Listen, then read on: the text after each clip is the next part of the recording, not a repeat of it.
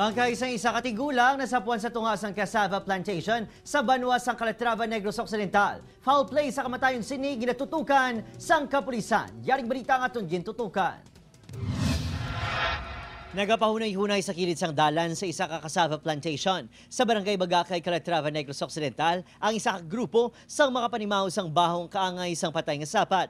Ginlibot sa maining plantasyon kag tidto na diskobrehan ang isa ka buho ang gintampukan sa balas. Nakita sa maining isa ka tudlo sang tawo. Diri nagduda ang grupo nga ining bangkay sang tigulang nga madugay na nga missing sa ilang nga lugar. Nakilala ang bangkay nga si Timothea Bayarcal, 62 anyos. May diferensya ini sa mata kag isa man kabuktot. Nag-request kami na ayaw kami consent sa pamilya ng ipa-autopsy. But unfortunately, nag-decline ang pamilya. Wala kami ginatagan consent. Sira kami sa autopsy.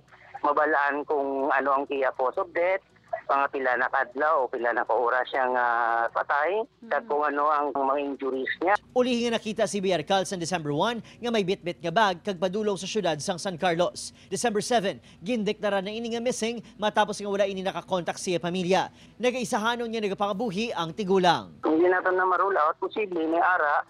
But then, ang pinaka-importante nga part ng investigasyon tani amo ng autopsy, pero kayo hindi wala kita gantagan consent, hindi namon mabalaan kung paano siya napatay. Upod kini nagkasilyo, Adrian Prietos, 1 Western Visayas.